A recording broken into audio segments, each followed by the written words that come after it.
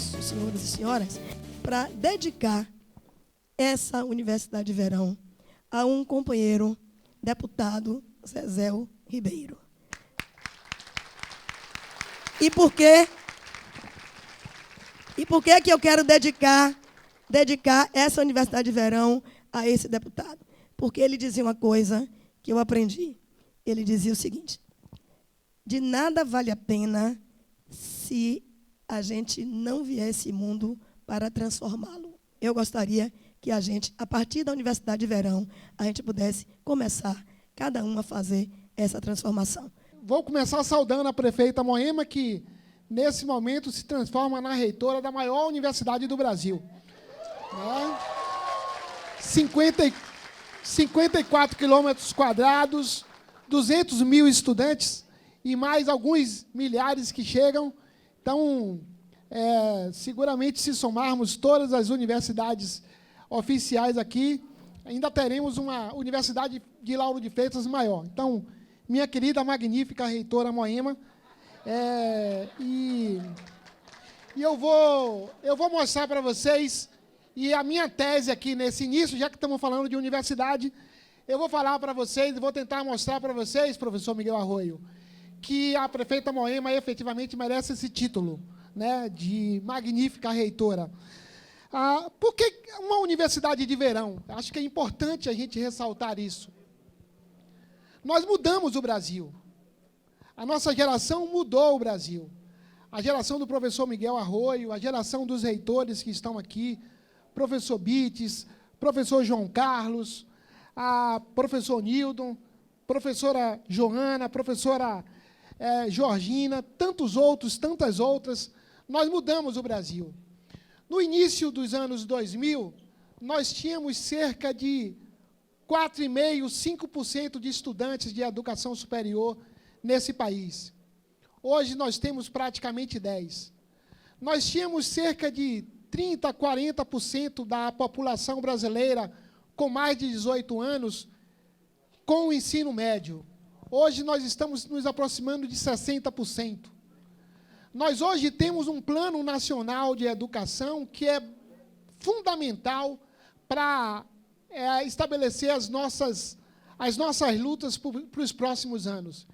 E isso tudo se dá num ambiente democrático, num ambiente em que os governos de centro-esquerda mudaram o Brasil. E não há dúvidas de que, ao mudar o Brasil, a expectativa da nossa população em termos de cultura, de lazer, também muda.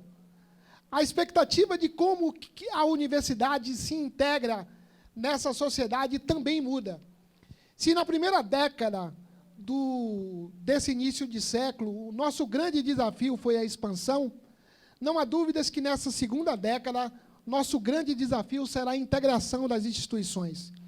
E eu não tenho dúvidas de que a Univerão tem um papel crucial nesse aspecto, minha querida senadora Lídice da Mata. Lídice que lutou como poucos, né, para que a gente tivesse essa expansão tão extraordinária. A Bahia sai de apenas um campus no interior federal e chega a seis novas universidades. Nós tivemos uma consolidação pela inclusão, uma consolidação por um projeto de universidade estadual também nesse processo, que é fundamental. Nós tivemos a UFBA liderando esse processo, nós tivemos o IFBA crescendo de forma incessante, e exatamente por isso, nada mais razoável, professora, ministra, minha eterna ministra Nilma, né, um projeto dessa natureza, que a gente se reunisse sob a liderança de uma prefeita como a Moema Gramacho, para a gente construir essa nova integração da universidade brasileira, da universidade baiana. Lembro que uma vez perguntaram para Fidel Castro quando ele considerava que a Revolução Cubana estaria pronta. E ele disse, olha, no dia que essa ilha toda virar um campus universitário. Então, essa é a nossa utopia. A utopia que Lauro de Freitas e que depois o Brasil, a Bahia e o Brasil se transformam num grande campus universitário, cheio de contradições, é certo, mas num ambiente em que todos estejam dispostos a aprender, a ensinar, todos estejam dispostos a construir uma nova forma de humanização, como aprendi com o professor Miguel Arroio. Eu não tenho dúvidas de que nós temos muitos problemas na nossa educação municipal. A prefeita Moema encontrou uma prefeitura sem informações, sem processos, sem contratos. Então, nós tivemos um ano extremamente duro em 2017.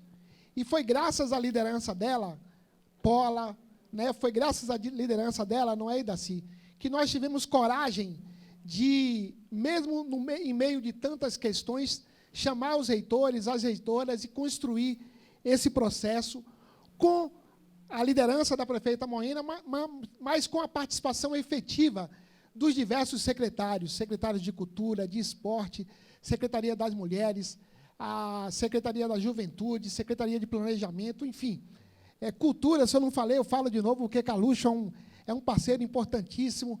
Infraestrutura, ainda ontem eu recebi a ligação de Vidigal, preocupado com a transformação das nossas escolas, Capitão Olinto, enfim, a segurança, toda a prefeitura de Lauro de Freitas se mobilizou para receber vocês da melhor maneira possível. Muitas atividades ocorrerão nas nossas escolas. Nós não maquiamos nada. Vocês vão encontrar as nossas escolas como elas são de fato, com todas as suas contradições, com os desafios que nós temos, mas com a certeza de que a prefeita Moema dá um exemplo basilar nessa região metropolitana. É importante que a gente tenha lideranças que caminhem contra a corrente. Não é possível que a gente tenha lideranças que queiram simplesmente representar o pensamento médio da população. A gente precisa, nesse momento, de lideranças que apontem novos caminhos. E a prefeita Moema faz isso em Lauro de Freitas. Quando a gente verifica que as grades, as imensas grades, e isso é muito bom, as imensas grades dos shows, professor Nildon Pitombo, que os municípios todos da região metropolitana apresentam nesse momento, não sofre questionamento. Mas a Universidade de Verão sofre. É interessante isso, né? Nesse momento em que, lamentavelmente, o turismo sexual ganha uma ênfase tão grande na nossa Bahia, no momento em que a cultura do estupro ganha, seguramente, uma imensa visibilidade na nossa cultura, nós temos uma mulher que aponta para um novo caminho e diz: nós precisamos que as universidades venham aqui e que façam diferente. Eu quero agradecer a nossa prefeita Moema, né, um exemplo fundamental. Eu tenho uma admiração imensa por essa mulher. Né? Camila está ali. Camila trabalhou comigo na Secadi. E quando eu convidei para ela, convidei para que ela tivesse aqui, ela disse assim: eu vou por você, vou por Lauro, mas vou por Moema, né? Porque eu sou apaixonado por essa mulher. Então, assim, eu acho que a gente dá um passo. Que bom que a gente tem aqui coragem, né, de colocar a nossa educação em evidência. Volto a dizer, na segunda-feira nós não teremos resolvido os grandes problemas da educação de Lauro de Freitas, mas seguramente nós teremos colocado esses problemas na mesa de cada lauro-freitense, né? E isso é fundamental. Nós precisamos evidenciar a educação. E, com a coragem da prefeita Moema, eu acho que a gente pode seguir longe. Eu quero agradecer profundamente aos reitores, né? Vejo aqui professor Bites, professor João, que a seguir nos brilhará com uma conferência sobre universidade e democracia. Minha querida reitora Georgina, reitora Joana, os diversos outros reitores, né? O professor Nildon, que, de certo modo, também é um super reitor, porque ele cuida de todas as universidades estaduais, né? Minhas secretárias. Enfim, eu quero agradecer a todos vocês. Eu espero que a gente construa efetivamente uma Univerão. E aí, prefeita, nós hoje já dominamos a tecnologia de construção da Univerão, e a gente espera que no próximo ano a gente possa honrar a aposta que a senhora fez na gente e construir uma Univerão ainda melhor. Eu vou ficar muito feliz se ao final dessa semana a senhora já lançar o desafio da Univerão 2019. Um abraço a todos e grande universidade para nós. E aqui, neste momento, se une esta iniciativa extraordinária de organização dessa Univerão, dessa universidade, para que nós todos possamos unir a inteligência da Bahia, que não está apenas aqui nesta mesa, mas aqui neste plenário distribuído. E a gente poderia criar uma grande corrente para fazer a Universidade de Verão acontecer na Bahia inteira, né? Essa é uma realidade, essa é uma novidade no Estado. Precisamos correr 70 anos para ter uma mesa com tantos magníficos reitores, como assim disse também o professor Paulo Gabriel. E esse é um compromisso diferenciado, porque essa mudança significativa é resultado, para nós da UFRB, mas para todos nós, representação de instituição de ensino superior, é resultado de aspiração da juventude, é resultado da aspiração de mulheres e homens que chegaram até aqui entendendo que essa instituição, que é uma instituição reconhecida como formadora de elite, a instituição universitária reafirma, revisa o seu compromisso no Estado da Bahia de ser uma instituição a serviço, à disposição do povo baiano. Que aqui nós estamos vendo hoje, começando a se realizar um sonho. Eu digo ao professor Gabriel que ele é movido por sonhos e desafios, né? E, desde quando eu a conheci, que tenho dito isso para ele. E a Universidade de Verão foi um sonho que quem primeiro sonhou nessa cidade foi o professor Paulo Gabriel, que trouxe esse sonho e que a nossa prefeita abraçou e que hoje está aqui sendo realidade, que construiu esse sonho da Universidade de Verão em nosso município. Dizer que aqui está a verdadeira democratização do ensino superior da Bahia, aqui em nossa Lauro de Freitas. É uma iniciativa pioneira. É uma iniciativa pioneira. A gente... são muitos movimentos que se tem hoje no mundo, na universidade, na sociedade. Mas, hoje, nós lutamos contra uma onda obscurantista em nosso país. Isso não pode ser ignorado, né? E essa iniciativa da prefeita Moema Gramacho, e que eu também exatamente tenho no dia a memória em que o seu secretário de Educação, né, Paulo Gabriel, e o meu colega ali, muito querido, Paula Ribeiro, esteve lá na Secretaria de Políticas para as Mulheres, e que eu me entusiasmei. Eu sou uma pessoa que me entusiasmo com as coisas. E hoje aqui sinto orgulho, prefeita Moema, e Paulo Gabriel e Paula, de que essa ideia está sendo concretizada e poderá ser um marco nessa luta em nosso país, né, para centrar o pensamento progressista, para fortalecer, resgatar a democracia subtraída e acabar com essa onda obscurantista que afeta essencialmente a universidade.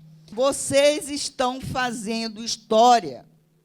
Estão fazendo história. A população de Lauro de Freitas, liderada por sua prefeita, está fazendo história. Lauro de Freitas constrói e pavimenta um caminho muito forte de que o tema dessa atividade, que certamente vai reverberar por um bom tempo, que é os caminhos para a construção de uma cidade educadora. Quantas cidades educadoras temos na Bahia, podemos construir no papel de construção do conhecimento, da relação com as universidades e todos aqui presentes, e que isso, na verdade, com a tônica que está dada, que é de instrumentalizar. A programação ela aponta justamente para esse caminho, de criar um ambiente de educação contextualizada, de geração do conhecimento, de ciência e de inovação, e não tenho dúvida que serão dias de muito trabalho, de muita alegria, de muita realização.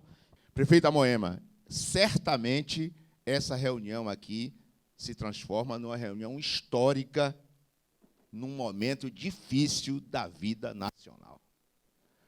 Essa reunião aqui, e como alguém disse, que surge como um fórum de reitores, né? Mas essa reunião eu acho, e aí eu quero fazer uma saudação aos jovens, aos estudantes que estão aqui. Esse momento que nós estamos vivendo aqui é muito mais do que o obscurantismo que a minha colega falou. É um movimento onde o fundamentalismo religioso e político conservador dá um golpe numa presidenta eleita e tenta, em 1 ano e meio, destruir todas as conquistas sociais. Quando a gente traz a Universidade de Verão, nós estamos fazendo essa revisita.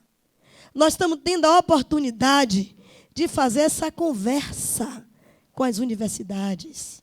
Nós estamos trazendo para uma cidade que tem todo o encantamento de praias, de sol, de calor, e mostrando, como dizia já naquela música, a gente não quer só comida, a gente não quer só calor e praia, a gente quer trocar conhecimento, a gente pode trocar pensamentos, ideias, nós podemos pensar juntos, nós podemos utilizar desses 130 cursos que estão acontecendo aqui e podemos fazer com que a gente possa fazer com que o papel da universidade, que pode acontecer dentro dela e fora dela, possa ser muito melhor aproveitado.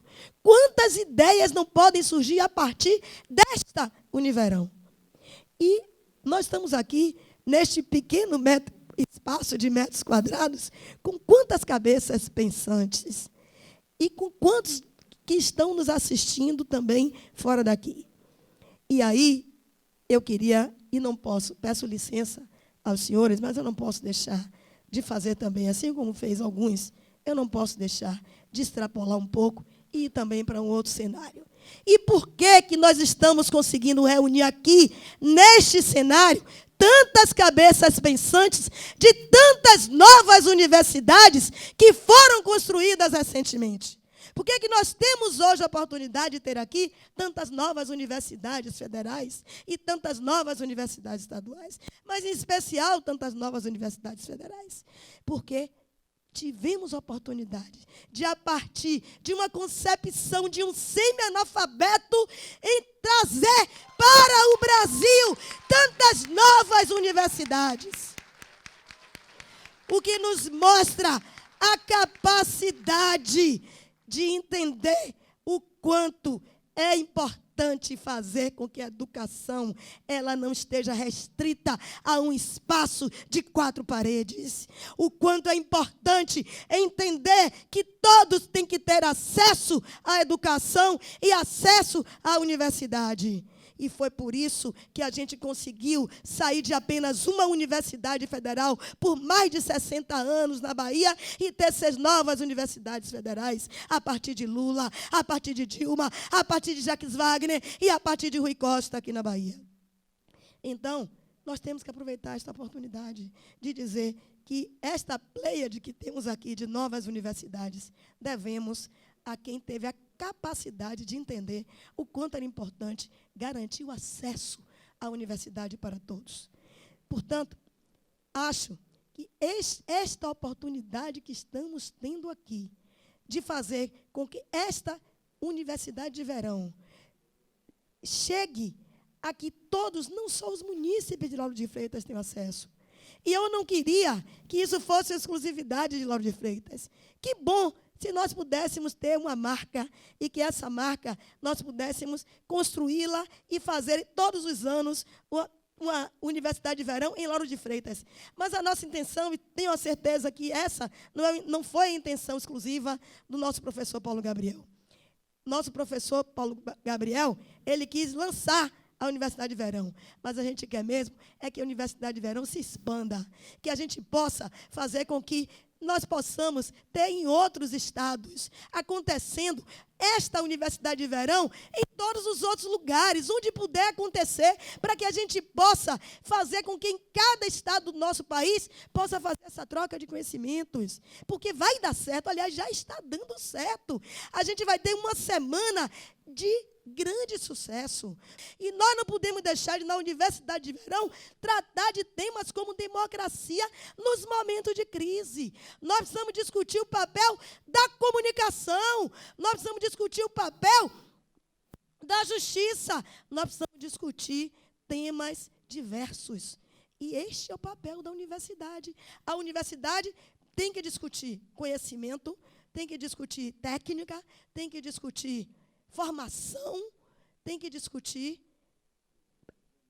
a concepção das coisas e tem que discutir transformação. Portanto, obrigada a todos vocês que estão aqui, obrigada a todos que estão na internet, obrigada a todos os magníficos e magníficas que aqui vieram e, com certeza, a Univerão já é essa transformação.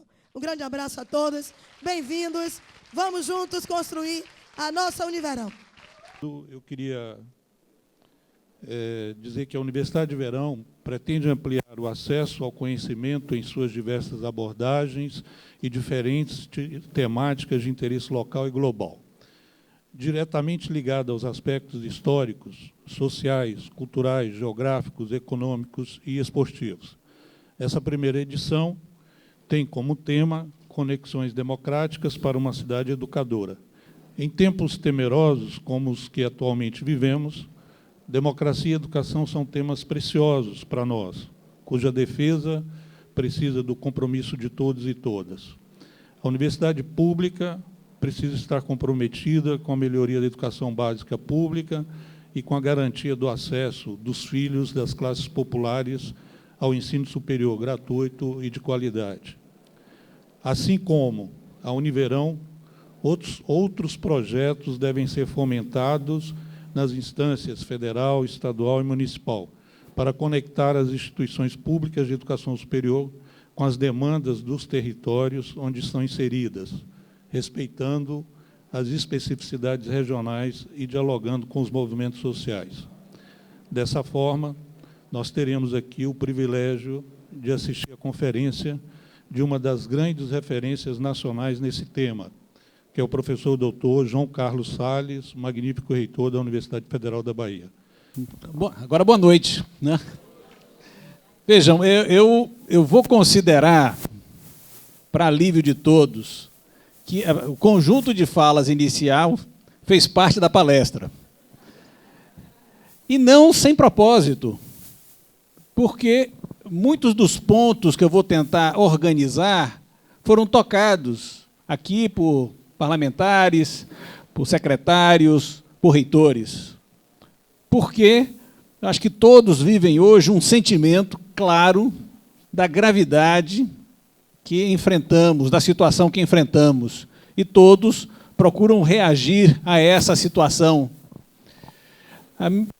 Quero começar, então, agora, primeiro agradecendo a Paulo Gabriel, especialmente. Paula, um abraço, você esteve também na UFBA, naquela apresentação, mas não posso deixar de registrar uma amizade de tanto tempo. E agradecer à prefeita Moema, que precisou sair, ela avisou, precisava se retirar nesse momento, mas é uma oportunidade, uma honra poder falar sobre um tema extremamente delicado. Eu vou evitar uma leitura que eu faria num esquema de uma conferência, e vou tentar pontuar algumas questões que eu tenho dito em vários espaços. Eu tive a oportunidade, por exemplo, Georgina, de tratar várias questões desse tipo na UFRB, porque estamos todos relativamente impactados com algumas situações. Vocês sabem, eu estou começando a pensar, com uma certa gravidade, sobre a diferença que é ter uma gestão progressista e ter apenas um discurso progressista. Discurso é fácil. Eu me surpreendi, Penildo, há pouco, quando eu estava na reunião do DCE, com o DCE, os alunos do DCE, conversando, eu me surpreendi com o fato de que 6 alunos da Universidade Federal de Pernambuco estão suspensos. por decisão judicial, patrocinada pela reitoria, porque eles ocuparam a reitoria. Isso é uma certa surpresa. Nós, todos os reitores, sabem o desconforto que pode ser, evidentemente, uma ocupação. Mas é estranho que, nesse momento tão delicado, alguns gestores não tenham a sensibilidade para perceber o que é uma medida política do que é uma medida gerencial, simplesmente. Algumas pessoas estão hoje falando da universidade como um lugar mal gerido, perdulário, que gasta dinheiro à vontade. Obrigado. Desculpa que eu torci o pé. Atendimento de emergência, com licença.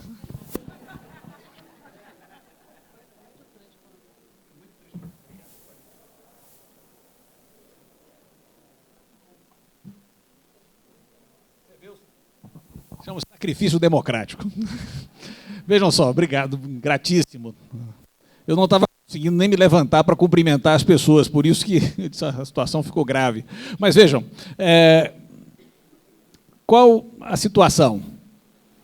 Nós estamos sendo, dia sim, dia não, pela imprensa, os reitores, e começa a se desenhar um certo projeto de universidade que pensa que algumas bandeiras tradicionais da universidade estão caducas. Por exemplo, que ela deva ser gratuita, que ela deva ser pública, que ela deva ser inclusiva.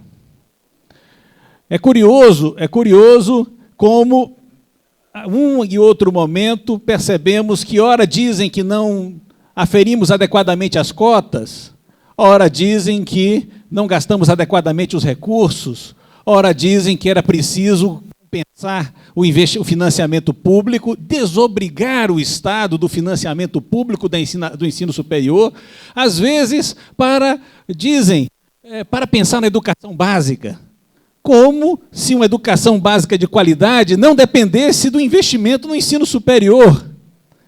É como se, Alessandra, pudéssemos renunciar ao PIBID, porque isso seria uma medida gerencialmente adequada, e vamos diretamente investir na educação básica, sabe-se lá como.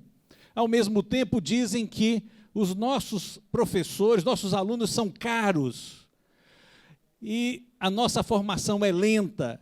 Eles preferem, então, uma formação mais rápida e alunos mais baratos, ou seja, com professores, portanto, que não podem se dedicar à pesquisa, que não têm tempo para extensão, que devem dar mais horas aula, que não precisam preparar essas horas tanto assim, porque distribuir mais diplomas tornará a universidade mais rentável. Então, vão desenhando uma certa imagem de racionalidade econômica que contraria princípios fundamentais e, nesse sentido, a própria ideia de universidade se vê ameaçada. Vocês sabem que meu amigo Jaime Ramírez é o reitor da UFMG e ele estava sozinho em casa. Vejam só a gravidade da situação. Ele estava sozinho em casa quando a Polícia Federal chegou, 6 horas da manhã, ele estava saindo do banho, de toalha, queriam, acreditem, levá-lo, esse é o testemunho dele na Andifes, queriam levá-lo de toalha e algemado. Não há nada que Jaime tenha feito, ao que me conste, eu tenho plena confiança ao dizer isso, que não seja a prática das nossas universidades federais e que não seja legítimo. Ou seja, esse raio que caiu em Minas podia ter caído na Bahia. Pelo menos eu estaria só em casa, eu já teria tomado banho, estaria vestido, esperando, né, o que é uma medida de bom senso. Vejam a gravidade. E aí, nesse momento, esse é o primeiro ponto que eu vou abordar. Algumas pessoas lembraram, então, que alguma coisa mudou. A aura da universidade parece ter se quebrado. Esse é o ponto essencial da minha fala. Ao quebrar-se essa aura, alguns lembram que nem no tempo da ditadura acontecia prisões assim de um reitor ou invasões a uma universidade sem autorização. E alguns lembram a fala, por exemplo, de Pedro Calmon, que não deixa de ser heróica, Zulu. Cadê Zulu? Zulu precisou sair, certamente, mas não deixa de ser heróica a fala de Pedro Calmon ao dizer, quando os militares queriam entrar na Universidade do Brasil, naquele momento, ele dizia, aqui esses beleguins de tropa militar não entram, porque entrar na universidade só através de vestibular. Vejam, nós todos aplaudimos o heroísmo evidente de Pedro Calmon e até vemos aqui um eco da reação de um Unamuno, muito mais heróica, Miguel de Unamuno, Dom Miguel de Unamuno, quando a Universidade de Salamanca foi praticamente invadida por tropas fascistas que gritavam morte à inteligência, e ele fez um discurso de grande coragem naquele momento, só saiu ileso porque a esposa do generalíssimo Franco o acompanhou até a saída. Para vocês terem uma ideia. E ele disse, aqui, este é o templo da inteligência. Lembre, os fascistas gritavam morte à inteligência. Este é o templo da inteligência. E eu, como reitor, sou seu sumo sacerdote. Vocês estão profanando esse recinto sagrado. Vencereis, mas não convencereis. Vencereis porque possuem força bruta de sobra. Mas não convencereis, porque convencer significa persuadir, estar junto, convencer pela razão. E essa vocês não têm. Vejam, eu queria fazer uma separação. A fala de Pedro Calmon, que nós aplaudimos, ela tem um laivo elitista. Vejam, quando Pedro Calmon diz aqui só com vestibular, está dizendo a universidade é um certo recinto da elite, ela está justificada, a sua aura está justificada, porque quem entra aqui é elite. Naquele caso, a polícia não era elite. Naquele caso, ali era um pouco, digamos assim, não estou retirando o heroísmo de enfrentar os militares, mas tinha um jeito assim, você sabe com quem está falando? Que é um pouco, eu sou elite, você sabe com quem está falando, aqui você não entra, você não tem esse direito.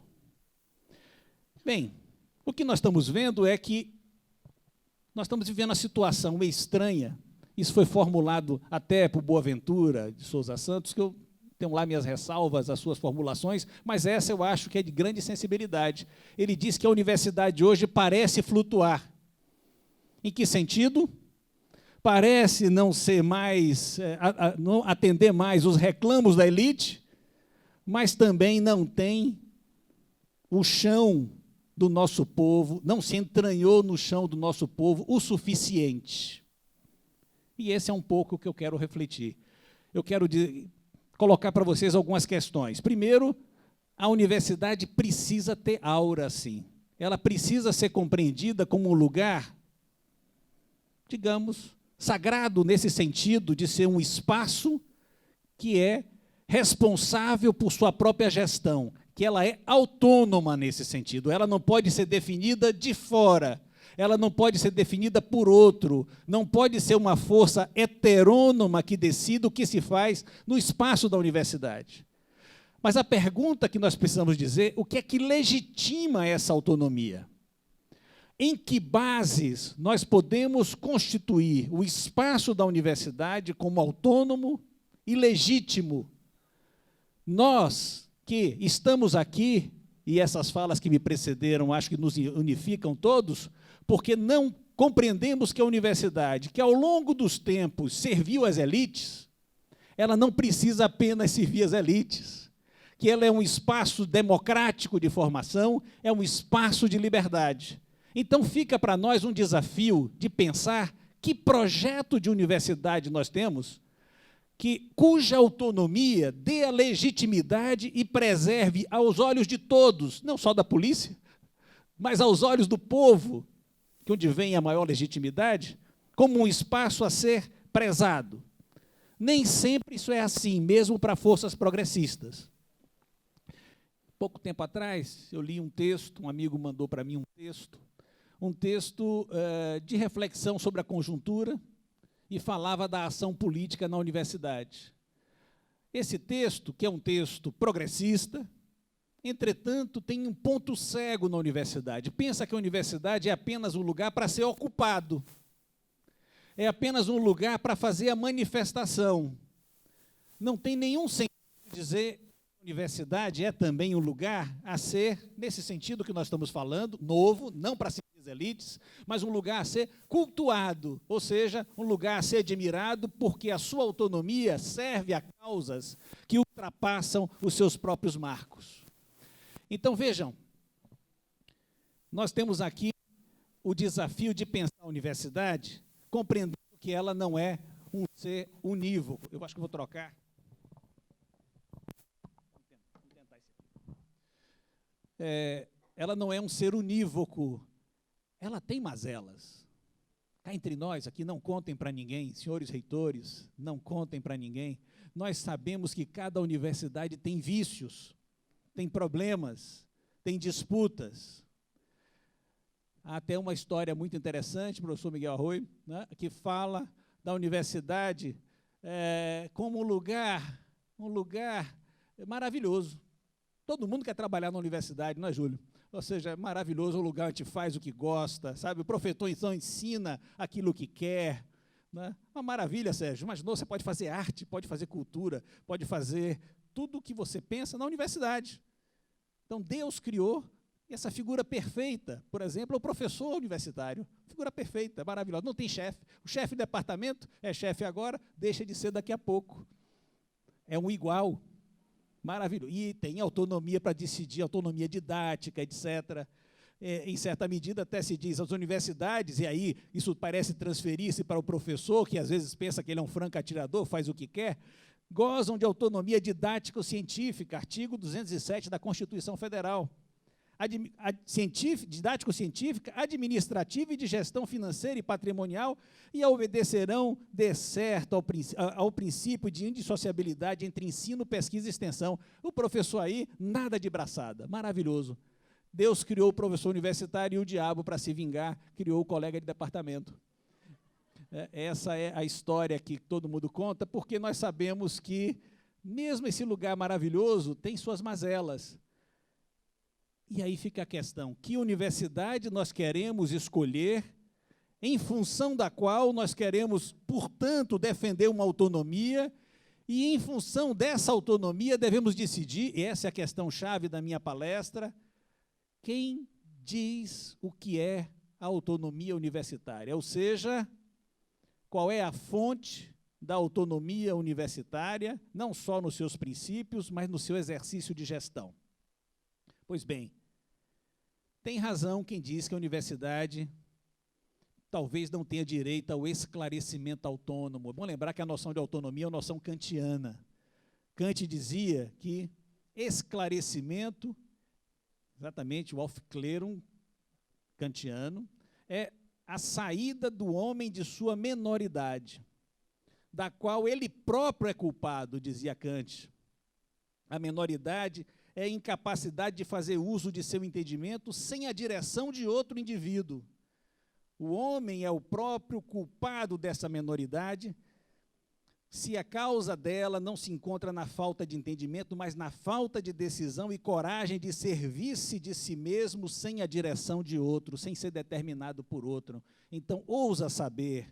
Ora, em função de quem nós exerceremos essa autonomia, essa maturidade? Ora, a universidade não é esse cristal precioso sempre.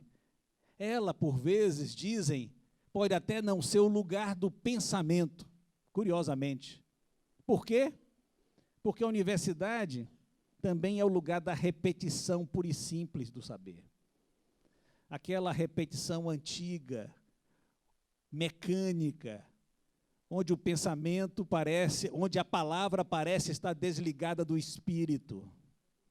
Ela é também o lugar da reprodução das diferenças, porque ela forma as elites e afasta e divide-se nela mesma, fazendo com que nela mesma não participem da definição do que é a natureza da universidade, todas as suas categorias.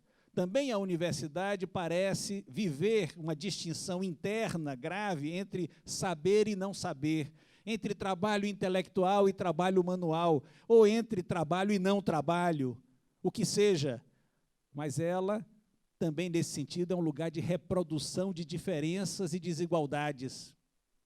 Mas, além disso, a universidade é também um lugar de competição. Acreditem, talvez não aconteça nas universidades de vocês, né? Pode ser que não, mas em algumas universidades que eu conheço, é um lugar de competição por recursos, por prestígio, por poder. E quem consegue essas características pensa que pode mandar em todos, né? Não consegue mandar na sua cozinha e querem mandar no mundo inteiro. Mas isso acontece com muita frequência.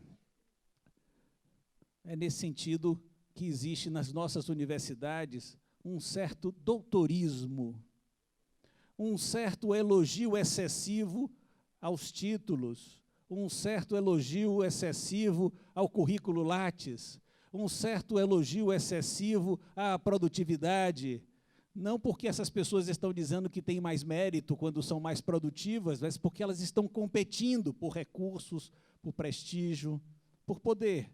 Então, a universidade, aí nós voltamos à pergunta, vale a pena, então, defender a autonomia desse monstro de competição, de reprodução, de repetição? Bem, felizmente, a universidade não é só isso. É isso para quem escolhe que seja isso. E muita gente escolhe, acreditem, isso apenas. Há um conjunto de pessoas que pensam a universidade no interesse imediato da sua carreira, do seu interesse mais direto, e não, ou seja, se comportam na universidade como consumidores e não como cidadãos. E, nesse sentido, as reitorias se tornam provedoras. E, ao se tornarem provedoras, elas se tornam muito parecidas com instituições privadas, que devem oferecer certas condições específicas de trabalho para os seus empregados, enquanto que numa universidade pública, gratuita, inclusiva e de qualidade, o professor, o técnico e o estudante não são consumidores, devem ser compreendidos na chave da cidadania. Aliás, essa é que talvez a diferença, porque se nós pensarmos, por outro lado, a universidade na chave da cidadania, ela pode se tornar um lugar especial, um lugar onde a argumentação, aquilo que Miguel de Unamuno apontava, a argumentação, a palavra, passa a ter preeminência sobre outros instrumentos de poder. A argumentação e não o grito, a argumentação capaz de mostrar e defender, como foi bem colocado aqui, toda a necessidade universitária, elevada, espiritual, ilustrada de combater autoritarismos, homofobias, dificuldades quaisquer que se reproduzem, porque, nesse sentido, o esclarecimento universitário deve ser capaz de colocar uma pauta para além dos medos que tecem os preconceitos. Vejam, a universidade, então, é um lugar, potencialmente, onde podemos pensar a igualdade de direitos, podemos pensar a importância do debate democrático para constituir consensos e para produzir saber. A universidade, então, ela pode ser um lugar muito diferente daquele que a visão mais medíocre apresenta e mais reacionária e que acaba fazendo aproximar a universidade pública de qualquer instituição privada. A universidade, ela pode ser um lugar, sim, isso aqui dizia Pierre Bourdieu, quando, lá nos idos dos anos 80, imaginava que a universidade francesa estava em perigo, ele dizia, precisamos defender a universidade, porque a universidade é um lugar, talvez o único lugar de confrontação crítica entre as gerações, um lugar de experiências múltiplas, afetivas, políticas, artísticas, por completo insubstituíveis, lugar de concorrência entre saberes, lugar de seu colocar-se em questão e, portanto, forma insubstituível de espírito crítico e cívico, lugar que viria a desaparecer, atrofiando toda a reflexão geral, aquela capaz de ultrapassar os limites das especializações disciplinares e das competências economicamente funcionais. Ou seja, o que eu estou tentando dizer um pouco, né, é que a universidade pode ser esse lugar, sim, em que há igualdade de direitos de quantos argumentem, há a igualdade potencial de compreensão, há também o reconhecimento mais difícil de todos para aqueles que constroem ciência, aqueles que constroem a formação de pessoas, que é o reconhecimento da alteridade do outro como... Contar uma historinha, posso? É um casinho de lógica que eu gosto. Eu vou ser muito rápido para não tomar tempo de vocês, mas vou mostrar a dificuldade do reconhecimento da alteridade. É o caso do chapéu do cego. O carcereiro vira para 3 prisioneiros e diz: eu vou dar liberdade para um de vocês, se vocês puderem dizer a cor do chapéu que tem na sua cabeça. E eu vou tirar, num jogo de 3 chapéus brancos e 2 vermelhos, vou escolher, aleatoriamente, e colocar na cabeça de vocês. Aquele que souber a cor do seu chapéu, terá liberdade. O primeiro, de visão normal, disse: eu não consigo dizer. Me lembro de todos eles inteligentes, né, pessoas aí, todos eles querendo a liberdade, hein? Ninguém está querendo ficar na cadeia, né? Ninguém tem ali, gostei daqui, quero ficar, né? Todos ali lutando, pensando para conseguir a liberdade. Aí o prisioneiro de visão normal disse: eu não consigo. O outro era um caolho. É bom lembrar que o caolho veio 2 chapéus, hein? Não um só. Então, o caolho olhou os 2 chapéus ali e disse: eu também não consigo. Aí o prisioneiro cego, carcereiro, nem queria perguntar, disse: não, espera aí. Por aquilo que os olhos dos meus companheiros de cela disseram, ele disse: eu vejo. Olha só, essa é a visão da razão, hein? A visão do cálculo. Eu vejo claramente que o meu chapéu é branco.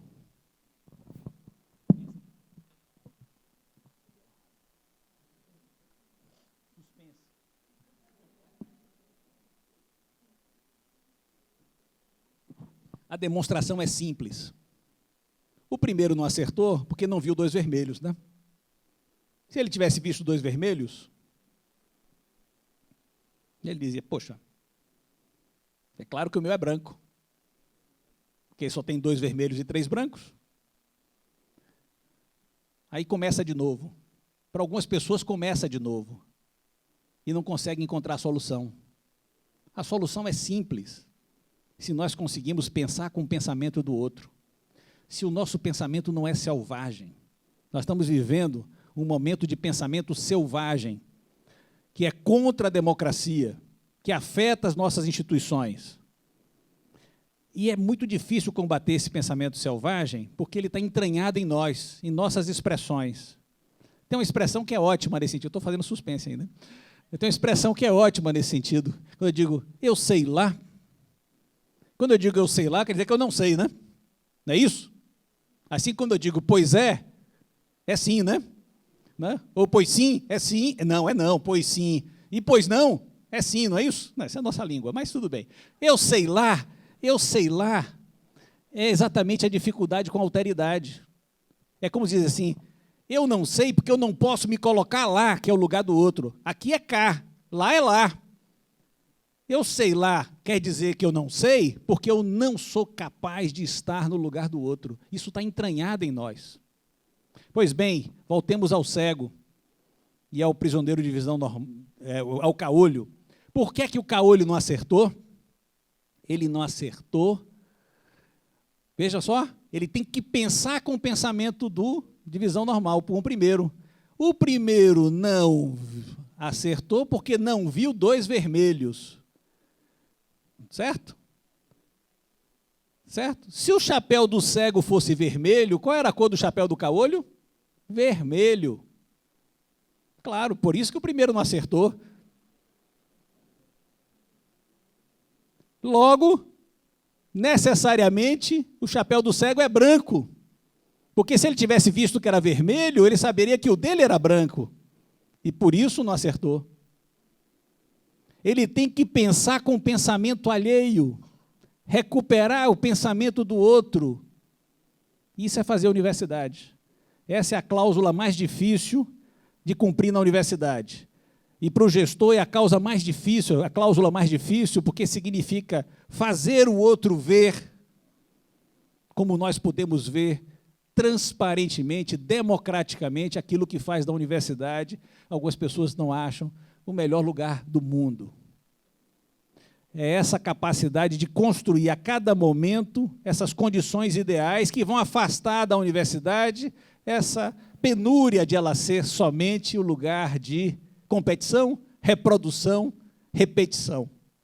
Ela pode ser o lugar da criatividade, é essa que é a diferença. Pode ser o lugar do combate às desigualdades, é um lugar de combater as desigualdades de direitos, é um lugar de ampliação de direitos.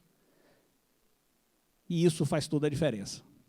Bem, eu quero apostar nessa, mas aí nós temos ameaças internas e externas. A ameaça maior externa, nós estamos vendo na reedição de um projeto que faz com que a universidade possa se separar de si mesma. O que é que significa isso? Que possamos ter uma universidade de excelência em certos centros e uma universidade menor em outros centros. E aí o governo começa a falar de vocação, assim como falaram de vocação para mudar o ensino médio. Não, agora o estudante pode escolher segundo sua vocação. Ele vai, né, você retira a filosofia, você retira a sociologia, mas ele vai agora, ele pode escolher se o caminho dele vai ser médico ou filósofo, não, quem sabe, né? E aí, vejam só, esse projeto antigo é um projeto, curiosamente, que está sendo reeditado até mesmo por sociedades acima de qualquer suspeita. A Sociedade Brasileira para o Progresso da Ciência e a Academia Brasileira de Ciências começaram, no sentido de defender, já que está faltando recursos de pesquisa, vamos entregar os anéis para não entregar os dedos, pensam eles, mas estão entregando o essencial da universidade. Aí dizem, é um texto de um manifesto da Sociedade Brasileira para o Progresso da Ciência e da Academia de Ciências, que diz o seguinte: excelência na diversidade. A sociedade que a sustenta, a universidade pública deve a excelência no cumprimento de seu plano de metas e de sua função social.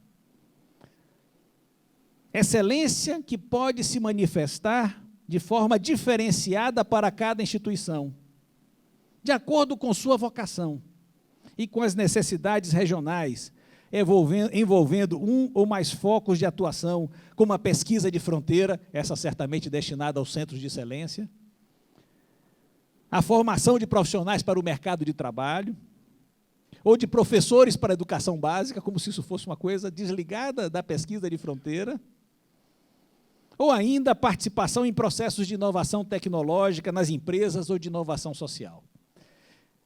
É estranho que essa medida ela coincide muito bem com posições que são defendidas há muito tempo pela Secretaria Executiva do MEC. Posições que dizem a universidade, vejam só, as universidades são diferentes, umas realizam mais pesquisa, outras estão mais... Isso é verdade. Mas, digamos assim, a universidade deve ter o direito de poder realizar pesquisa. Ela deve ter o direito de poder formar bem, ela deve ter a obrigação, todas elas, não só o senso de compromisso com a formação básica. Isso não pode ser separado, isso digamos assim, são compromissos estratégicos que podemos não estar cumprindo agora, mas não pode ser retirado do nosso horizonte, sob pena de nós diminuirmos o horizonte da nossa autonomia. Essa é uma ameaça externa e interna, porque agora começam a julgar a universidade como se ela fosse gerida como uma empresa qualquer. E isso é o atentado à sua autonomia. O atentado à autonomia se dá, por exemplo, não só pelo exercício dos mecanismos de controle, mas se dá pela própria condição não sagrada desse espaço, que é um espaço onde a festa, a cultura, a ciência, as artes, todas têm direito. E aqui nós temos um problema curioso. Se nós recuperarmos a imagem tradicional da universidade e dissermos que a sua aura está associada a um conhecimento de elite, a primeira reação é imaginar o seguinte, que a universidade será mais segura e mais bem gerida se ela colocar catracas, se ela se afastar da comunidade e se ela puder separar, então, os penetras, não deixar entrar os penetras, e terá dentro dela os suspeitos, aqueles que não estão em conformidade com o padrão da elite. A universidade não pode, se ela é a universidade, ter nem suspeitos nem penetras. Ela deve ser capaz de gerir seu espaço, mantendo-o aberto, misteriosamente aberto. Por quê? Porque não existe o fora. Fora só? Ah, sim, vamos adiante. Não existe o fora. Por que não existe esse fora? Porque o saber popular, Edivaldo, ele não deve entrar na universidade de favor, como se fosse uma concessão caridosa. Assim como a política de ações afirmativas, Penildo, não é uma caridade, é uma forma de enriquecimento da universidade. E faz parte do projeto da universidade compreender que as medidas que ela precisa tomar são aquelas que fazem produzir cidadania para o mestre popular e para as pessoas que ingressaram por mecanismos de reparação progressiva, de tal sorte que estejam verdadeiramente incluídas. Então, nesse sentido, um projeto de universidade que nós queremos resgatar, ou seja, não é um projeto simplesmente aquele dito por Pedro Calmon, dizendo que aqui só com vestibular. Ao contrário. Pode entrar até sem vestibular. Com jeito. Não precisa, entre sem bater. Mas não existe esse fora. Pensar o fora é pensar a separação tradicional que fazia com que a definição do recorte da cidadania se dava por dizer a quem serve o trabalho. Não servia ao próprio trabalhador. Essa compreensão de que o trabalho faz parte da dimensão da universidade e pode redefinir-lhe o sentido, que nos permite dizer que uma universidade que não tenha fora, que tenha a extensão como autêntica dimensão, e não como, temos ali a extensão para aquelas coisas que não sabemos o que fazer, né? E qualquer coisa que não envolva diretamente, colocamos como sendo uma prática extensionista. A extensão tem que ser definidora desse enriquecimento progressivo e da definição do sentido da universidade. Vejam, eu acredito que a universidade, eu poderia falar que a quebra da aura tem inimigos internos. A quebra da aura existe, e aí, Nilda, é importante até fazer um chamamento para a ação do governo do Estado, para que não se tire os recursos da FAPESB. Aí eu fazia uma defesa aqui que BITS não pediu, para que se aumente para 7% os recursos da Universidade do Estado. Isso é uma causa que ultrapassa o mero orçamento. Defender a FAPESB é dar um horizonte de pesquisa, é transformar, é criar condições de possibilidade para que sejam verdadeiramente universidade, porque a universidade não é um dado, não basta colocar o nome na porta. Universidade é uma construção permanente e coletiva, é claro, né? Mas permanente. É uma universidade, ela precisa se reinventar com recursos, e se um Estado não tiver a sensibilidade de colocar a universidade no seu centro, está fazendo o jogo das elites, está fazendo o jogo retrógrado de pensar que podemos renunciar a um projeto de mais longa duração em que os cidadãos formados na universidade, construindo um espaço democrático, possam, de fato, definir o que é conhecimento, o que se estuda, como se combate autoritarismos nesses espaços. A universidade, insisto, tem servido as elites, mas pode ser espaço de liberdade. Eu quero só concluir com uma coisinha muito simples. Você sabe que agora teve eleição para reitor na USP. E um dos candidatos defendeu algo que alguns acreditam que seja bom, que é a criação de comitês de busca. Eu já comecei a atualizar meu Lattes. Estou avisando aqui, Sérgio, já comecei, já que eu vou disputar a reeleição, eu já comecei a atualizar o Lattes, porque você começa, então, a imaginar que um comitê de busca, como você faria em, talvez, algumas universidades empresariais, até mesmo um comitê de busca decidiria quem é o mais empreendedor, né, quem poderia gerir melhor a universidade. Isso é o maior atentado à autonomia. Nós precisamos, então, recuperar, Nilma, a aura de uma universidade que se enriquece quanto mais diversa ela é, que se aprofunda em sua autonomia quanto mais democrática ela é, quando ela recusa distinções que são ideologicamente comprometedoras e comprometidas, e faz com que todos nós nos dediquemos, todos juntos, a fazer prevalecer nesse debate, e aí eu concluo citando Paul Valéry, fazer prevalecer no espaço da universidade a lógica sobre a guerra.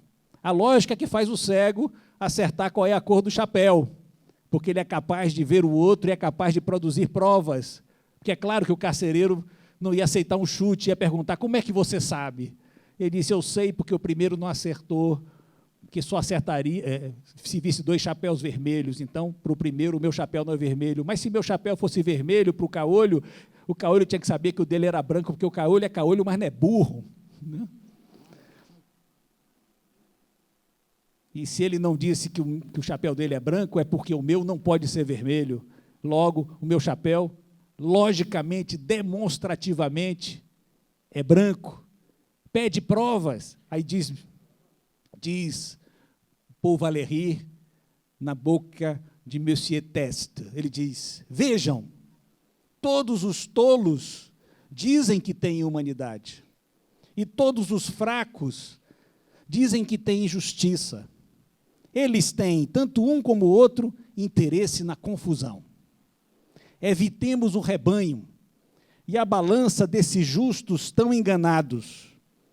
Acabemos com aqueles que querem que nos pareçamos com eles. Lembre simplesmente de que entre os homens só existem 2 relações, a lógica ou a guerra. Peça sempre provas. A prova é a polidez elementar que devemos a nós mesmos.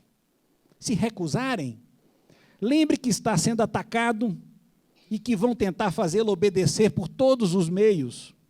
Será tomado pela suavidade ou pelo encanto de qualquer coisa, se apaixonará pela paixão alheia, farão com que pense que não meditou e não pesou, será enternecido, arrebatado, cegado, tirará consequências de premissas que terão fabricado para você e inventará com alguma inteligência tudo o que sabe de cor.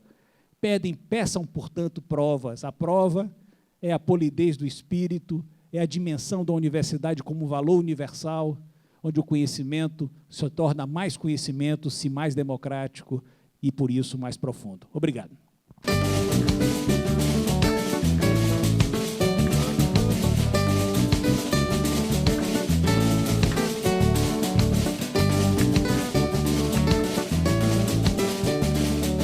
Manda chamar os índios, manda chamar os negros, manda chamar os brancos, manda chamar